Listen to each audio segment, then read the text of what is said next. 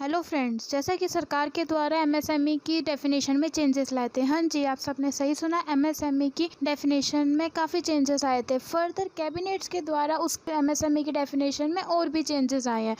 तो आइए स्टार्ट करते हैं इस वीडियो को। अब हम जाने कि एमएसएमई की डेफिनेशन में क्या क्या चेंजेस आए हैं। मैं युक्ति जैन आज आपको बताऊंगी कि एमएसएमई की डेफिनेशन अब क्या है। तो जो सबसे पहले हम देखते हैं कि एमएसएमई है क्या। Ministry of micro, small and medium enterprise development scheme 2007। तो अब हम बात करते हैं हमारी एमएसएमई की डेफिनेशन की कि एग्जिस्टिंग डेफिनेशन कौन सी थी और रिवाइज डेफिनेशन हमारी कौन सी थी। तो इसमें हमारा सबसे पहले बताते हैं एग्जिस्टिंग की जो डेफिनेशन थी ना, जो हमारी पहले काम करती आ रही थी, उसका क्राइटेरिया था वो एक इन्वेस्टमेंट पे था कि हमारी प्लांट एंड मशीनरी और इक्विपमेंट में इन्वेस्टमेंट कितनी हो रही है। अब इसमें भी हमारे दो उसमें क्लासीफाई करे गए थे, एक मैन्युफैक्चरिंग इंटरप्राइजेस पे और एक सर्विसेज इंटरप्राइजेस में।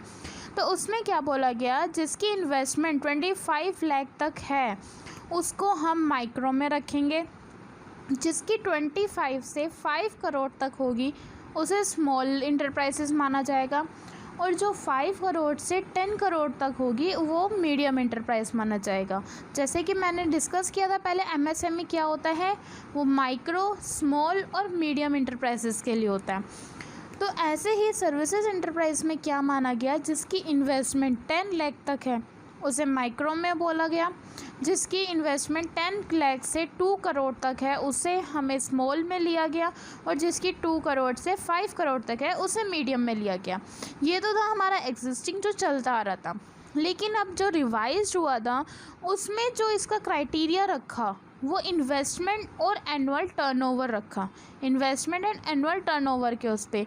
और इसमें हमें क्लासीफाई अलग अलग नहीं किया गया, मैन्युफैक्चरिंग और सर्विसेज दोनों का एक ही रखा।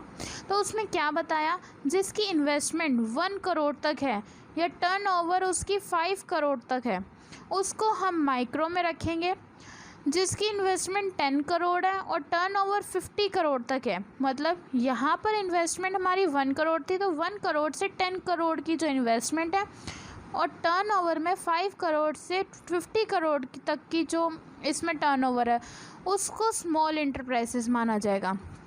और जिसकी इन्वेस्टमेंट 20 करोड़ तक और उसकी टर्नओवर 100 करोड़ तक है उसे हम मीडियम इंटरप्राइजेस मानेंगे। तो ये तो थी हमारी जो रिवाइज हुई थी। लेकिन ना, रिवाइज होने के बाद एक बार और एमएसएमई ने अपने डेफिनेशन को रिवाइज किया। उसमें क्या बताया गया, माइक्रो और स्मॉल तो सेम रखे गए, बट जो मीडियम इंटरप्राइजेस था उसको चेंज किया गया। तो उसमें क्या बोला, उसमें हमारा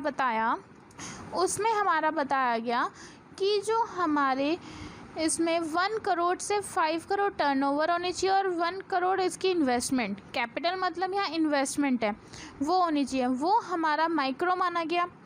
स्मॉल में जो हमारी इन्वेस्टमेंट 10 करोड़ तक और टर्नओवर 50 करोड़ तक, वो हमारा स्मॉल बोला गया। बट लेकिन चेंज आया मीडियम में। मीडियम में क्या बोला, जिसकी टर्नओवर, जिसकी कैपिटल 10 करोड़ से 50 करोड़ होगी और जो टर्नओवर उसकी 50 करोड़ से 250 करोड़ तक होगी उससे हम मीडियम में रखेंगे। मतलब क्या डिफरेंस आया कि उसकी इन्वेस्टमेंट 50 करोड़ तक की और टर्नओवर 250 करोड़ तक की। ये पहले 100 करोड़ तक थी, 250 करोड़ और उसने रिवाइज में कर दी, तो उसको हमने मीडियम में लिया। ठीक है, ये तो हमारी रिवाइज थी। अब इसके बेनिफिट्स क्या हैं। अब हम एमएसएमई में रजिस्ट्रेशन कराते हैं तो इससे हमारे बेनिफिट्स क्या क्या मिल रहे थे। सबसे पहला बेनिफिट था कि हमें गवर्नमेंट के टेंडर्स से हेल्पिंग हो रही थी, मतलब help in getting government tenders.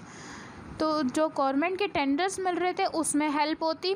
Second था protection against delayed payment from debtors. जो भी अपनी पेमेंट करने में डिले कर पा रहे थे उससे उनको थोड़ी प्रोटेक्शन मिल रही थी कि अगर थोड़ा लेट भी अगर पेमेंट कर रहे हैं तो उनको प्रोटेक्शन दी जा रही थी कि कोई बात नहीं, उनको प्रोटेक्शन मिल रही थी। फिर आया बैंक लोन्स। बैंक लोन्स के डिडक्शन हो गए थे इंटरेस्ट रेट, जो उसकी रेट्स थे, सॉरी इंटरेस्ट रेट नहीं, मतलब जो बैंक लोन्स के रेट थे वो डिडक्ट हो गए थे। और साथ में जो कोलेट्रल फ़ी थी, जो सिक्योरिटी हमारी रखी जा रही थी, वो सिक्योरिटी नहीं रखी गई। उसमें बोला विदाउट सिक्योरिटी, अपने कोलेट्रल फ्री था ये, विदाउट सिक्योरिटी हम बैंक लोन ले सकते हैं। एक और हमारा फोर्थ पॉइंट क्या बेनिफिट आया, discount on patent and trademark registration. जिसको अपने ट्रेडमार्क का या पेटेंट का रजिस्ट्रेशन करवाना था उसमें हमें डिस्काउंट मिल गया, चाहे आप सब्सिडी कह लो या डिस्काउंट, वो मिल गया था। और साथ में आईएसओ का सर्टिफिकेट जो चार्जेस था, जिसको अपने आईएसओ के सर्टिफिकेट चार्जेस थे उसमें रीइंबर्समेंट किया गया। और क्या बेनिफिट मिला, helps in getting low interest rate. जो इंटरेस्ट का रेट था वो कम करवाया गया। मैंने बैंक लोन में बात करी थी ना, इंटरेस्ट रेट कम हुआ, वो मेरे एक पॉइंट अलग से भी था कि हमारा जो इंटरेस्ट का रेट था, चाहे वो लोन का हो या किसी भी चीज़ का, इंटरेस्ट का जो रेट था वो कम करवा दिया गया। ये तो हमारे बेनिफिट्स हो गए थे। अब बात आती है कि एमएसएमई की कंट्रीब्यूशन के लिए कौन कौन परफॉर्मेंस है, कौन कौन परफॉर्म करता है और कंट्रीब्यूट करता है एमएसएमई में। तो एमएसएमई में कौन कौन करता है, एक्सपोर्ट से तो 10% होता है। जो एम्प्लॉयमेंट है 31 मिलियन एम्प्लॉयमेंट से कंट्रीब्यूशन जाती है। इंडस्ट्रियल जो है, जो प्रोडक्शन करते हैं, इंडस्ट्री होती है, वो 45% कंट्रीब्यूट करती है। और एमएसएमई 13 मिलियंस एमएसएमई या फिर 8000 प्रोडक्ट्स इसके अंदर कंट्रीब्यूट होता है। ठीक है, इसके अंदर परफॉर्मेंस करती है या कंट्रीब्यूट करते हैं, वो करते हैं। ठीक है, फिर उसके बाद बात आती है कि एक बेनिफिट और आया जो मेन बेनिफिट था, वो क्या था, the government also clarified that, कि गवर्नमेंट ने क्लैरिफाई किया।